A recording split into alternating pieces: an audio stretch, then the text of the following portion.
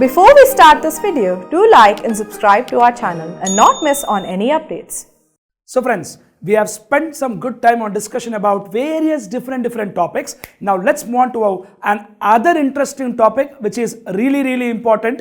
It actually talks about the essence of GST law. Otherwise, I'm talking about a brilliant topic called charge of GST. Otherwise, levy and collection of GST. I'm talking about something like which section gave power to government to impose GST, how do they impose GST, and if you recollect, I told some interesting points like generally supplier is liable to pay GST, but in some cases receiver is liable to pay GST, which we call it as reverse charge mechanism. Now let's take some time and effort to understand what are all the cases covered in reverse charge mechanism where receiver is liable to pay. And as I told you already, in our syllabus we don't have the concept of list of goods covered in RCM, but in our syllabus we have list of services covered in RCM. So friends, which section I'm going to talk with you is nothing but levy and collection section 9. Which section? Section 9, which is really important. 9 is divided into 9.1, 9.2, 9.3, 9.4, 9.5. Let me first introduce every section to you, then we'll spend some very good time in detail to talk about what is 9.1, 9.2, 9.3, 9.4, 9.5. But let me give a brief introduction first as to what every section talks.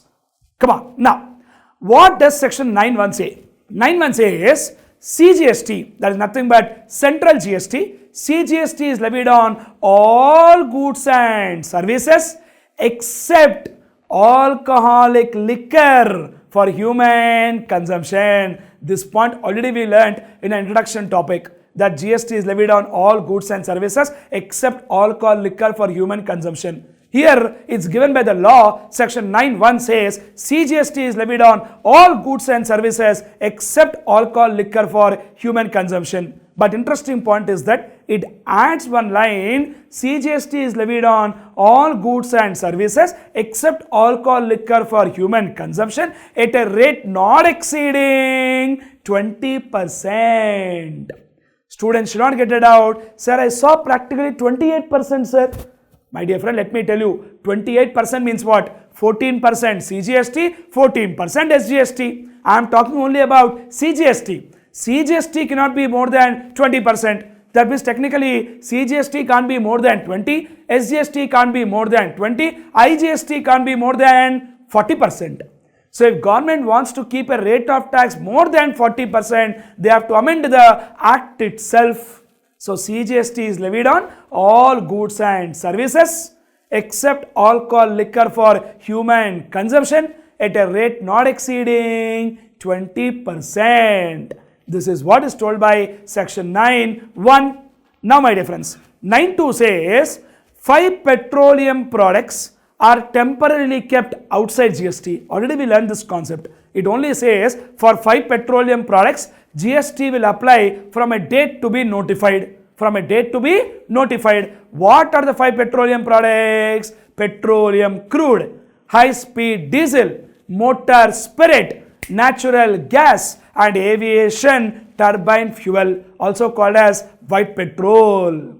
So what 9.1 says, sir? CGST is levied on all goods and services except alcohol liquor for human consumption at rate not exceeding 20%. What 9.2 says? 5 petroleum products are temporarily kept outside GST. What are those 5? Petroleum crude, high-speed diesel, motor spirit, natural gas, aviation turbine fuel. 9.3 talks about central government has power to notify the list of goods and list of services to tell as to what are all the transactions which are covered in reverse charge mechanism where receiver is liable to pay GST. In our syllabus, we don't have coverage for goods, but we have coverage for services as to what are all the list of services which are covered in RCM. On that, we'll spend some very good time soon. That deals with section 9.3. 9.4 says, if supplier is unregistered, receiver is registered. Let me take an example. There is a person called Dhoni. There is a person called Kohli. Dhoni is a dealer in what? Cricket bats. And there is Kohli. Imagine Dhoni is a unregistered person. Dhoni is a unregistered person. Kohli is a registered person. If Dhoni is an unregistered person, Kohli is a registered person. Otherwise, supplier is unregistered, receiver is registered. Law says this transaction is also covered in reverse charge mechanism where receiver is liable to pay GST. Otherwise, Kohli, student is asking, sir, what is this, sir? Even when supplier is unregistered, still GST will come, sir? Answer is yes, but not in all cases. Only for certain notified transactions. Only for certain notified transactions, if supplier is unregistered, receiver is registered, RCM will come. Yes, my dear friends. So when we talk about section 9 subsection 4, this provision clearly says that when supplier is an unregistered person and recipient is a registered person, then the provisions of reverse charge mechanism will apply. The reverse charge mechanism is nothing but specific cases where supplier is not liable to pay GST, but recipient is liable to pay GST. So ultimately, end of the day, the tax will go from recipient's pocket only. But the whole question is all about who is liable to pay. In general, the responsibility for payment of GST is always on supplier. But in cases covered under reverse charge mechanism, the responsibility for payment of tax is on recipient. And let me tell you an interesting point, that is, in case of section 9(3), RCM provisions will apply only with respect to certain notified services and notified goods also. Of course, in our syllabus, we do not have list of goods, but we do have list of services that anyways we'll talk. But when I'm talking about section 9(4), 9(4) only says when supplier is unregistered, receiver is registered person, RCM provisions will apply. But the practical problem is, see, let's say for example, there is one businessman and for the purpose of his business, let's say he purchased one printer, or there is one problem with that printer, he called a printer technician, made payment to him, and in the evening time, staff wanted to have a cup of tea, so he went and purchased milk from outside local shop. So in a day, there could be a lot of expenses which are actually made from an unregistered person. And for everything, if you tell, please pay under RCM, that's not acceptable and that's very difficult. In fact, this section is very draconian section, very difficult to implement because practically a lot of people make purchases from unregistered person. So for this reason, as of now, they told in the law that this provisions of section 9 subsection 4, that is RCM provision when supplier is unregistered, receiver is registered, will apply only in case of certain notified transactions. Now what are that notified transactions? Law is silent. And so far, this concept has been notified only with respect to real estate sector. Now, what happens in real estate sector? Let me discuss that with you. Sir, in real estate sector, that is, I'm talking about a builder, a construction person or a promoter who basically construct apartments and start selling it to the customers. Now, what does he actually do is very clear, my dear friends, that for example, if there is one builder, he will buy a piece of land, he will construct apartments on that and sell individual flats. Or there is also a possibility that he will enter into development agreements. Development agreement is a case where one person has got one land, but he doesn't have enough money to construct. And there is one builder who has got money to construct, but he doesn't have land. So these two come together and enter into an agreement, technically known as joint development agreement, through which builder will construct the apartment and whatever flats will come, builder and landlord both will share. Landlord will get the share because he is owner of the land. Builder will get the share because ultimately he invested money for construction of the project. Now here, my dear friends, what they told in the law, a very practical point, let me discuss with you. When we talk about the rate of GST for residential projects, I'm not talking about commercial projects, I'm talking about residential project. And in residential project, there could also be commercial areas like some shops or establishment or offices, provided commercial area is not more than 15% of the total carpet area of apartments.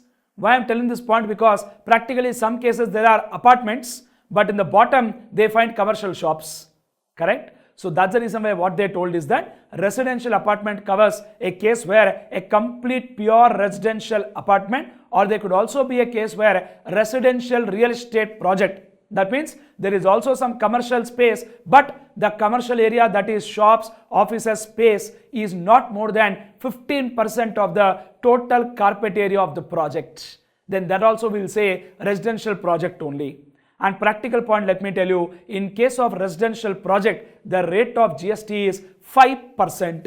And the person constructing the property, that is the promoter or the builder, is not entitled for any input tax credit. That means, for example, let's say there is one construction company known as Legend Builders who is constructing one residential apartment. And for the purpose of construction of that apartment, obviously they procure so many raw materials like cement, sand, steel, whatnot. And they take different services from a painter, carpenter, technician, interior designer, architect. They take all these services and they procure all these goods. And on all those things, they end up paying GST. But let me tell you the fact that Legend Builders cannot claim input tax credit. But straight away on the outward supplies what they make or the sale of flats what they do, they are required to pay GST at a flat rate of 5%. Why I am telling flat rate is because they cannot enjoy any input tax credit. There, one more interesting point that I told is that the GST rate will be 1% in case of houses under affordable housing scheme. That is, affordable housing means what? Let me tell you, they have defined this word called affordable housing, where they told affordable house is that house which is maximum 60 square meters area in metro cities, and in non-metro cities, the area should not be more than 90 square meters. And moreover, the value of the property should not be more than 45 lakhs. First condition, area should not be more than 60 square meters if it is metro cities, 90 square meters if it is non-metro cities. And the value of the property should not be more than 45 lakhs. Then only we classify it as affordable housing. And in case of affordable houses, the rate of GST is 1%. And for other than affordable houses, residential properties, the rate of GST is 5% without claiming any input tax credit. Now here, since these entities or the construction companies engaged in residential project cannot claim input tax credit, there is a high possibility that they tend to buy from unregistered person, because their mind says, anyways I am not going to get the credit, why should I buy from registered person? Better let me go and buy from unregistered person. That's how their mind will start telling. For this particular scenario and reason, one interesting provision they put in the law is that out of total purchases what they make, out of total expenditure what the construction company incurs towards that residential project, at least 80% of that purchases should be from a registered person. By any chance, if less than 80% is from registered person, then on the difference, the promoter or the builder should pay tax under reverse charge mechanism, and that too at the rate of 18%. And in case of cement, it will be 28%. That means, for example, let's say total expenditure incurred is 1 crore. That means out of that we are telling 80 lakhs should at least be purchased from registered person. Let's say 78 lakhs is purchased from registered person. What is the shortfall? The shortfall is 2 lakhs. And on the 2 lakhs, the promoter or the builder or the construction company should pay tax under RCM. And the rate of GST on RCM in this particular case will be, if it is cement, then it will be 28%. And for other than cement, it will be 18%. So net effect, government is trying to make sure that at least 80% of the purchases are made from registered person. And if you didn't do that, please, my dear promoter, pay tax under RCM, reverse charge mechanism, for the shortfall below 80%. A very interesting point which has been notified so far in relation to section 9, subsection 4. And that 80% point will apply for both inputs as well as input services. They never told for machines, capital goods and all, but they told this condition of 80% with respect to inputs and input services used in that construction project. Finally, last section 9.5. 9.5 says, in case of certain notified services, through e-commerce operator, like Book My Show, GoIbibo, Make My Trip, Ola, Uber, So some notified services through e-commerce operator. E-commerce operator is liable to pay GST. Understanding, my dear friends? Now what does that mean? Take a small example. Let's say there is one person, Mr. Vijay. Mr. Vijay is basically a driver.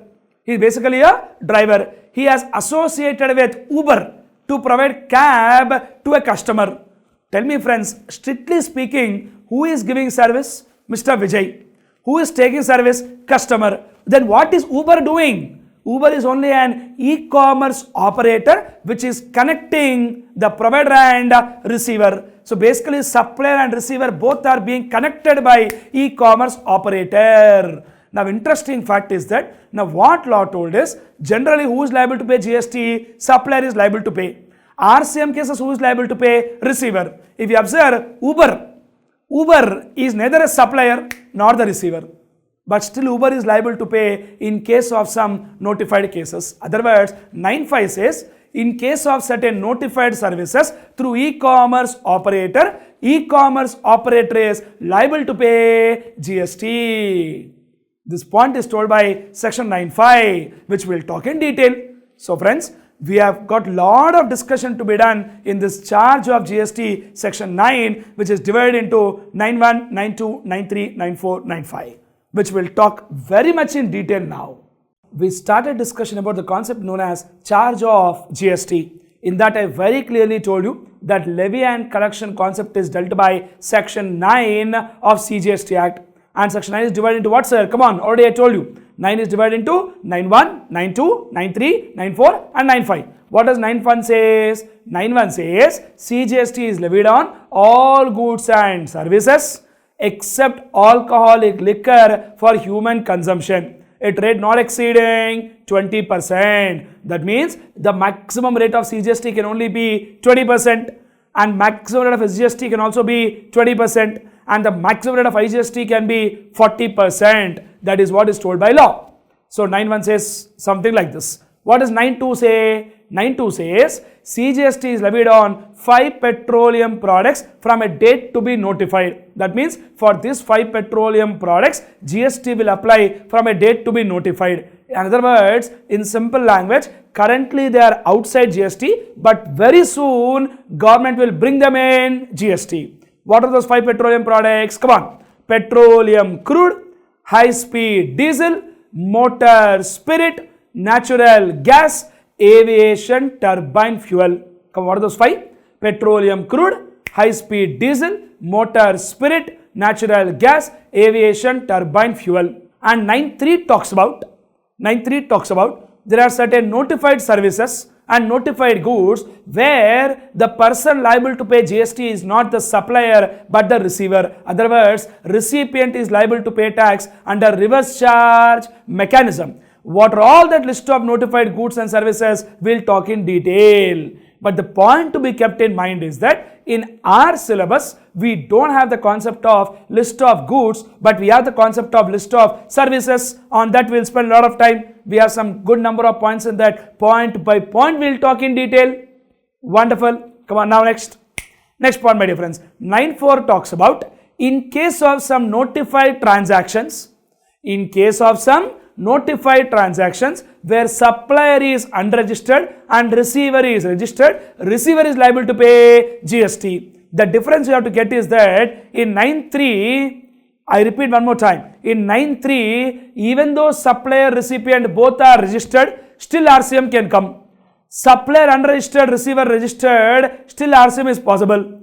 Supplier registered, receiver unregistered, still RCM is possible. Whatever it is, any scenario, RCM is possible in case of section 9.3 cases.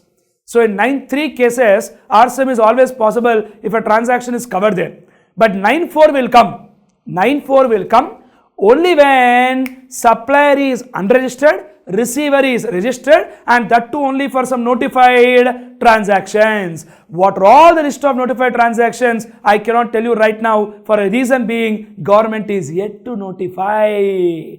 So currently section 9.4 does not have practical importance, but very soon they will get a good importance for this section 9.4. And the interesting point they told is will apply only for notified transaction, that too only for notified persons. Now who are those notified? Government will yet to notify. And we all know that central government will notify only on the recommendations of GST Council. So 9.1 is what? All goods and services except alcohol liquor. 9.2 is what? 5 petroleum products. 9.3 is what? Notified RCM, which we'll talk. 9.4 currently not in force, currently not active. That's what I meant. Come on. 9.5 is what? For notified services through e-commerce operator is liable to pay GST.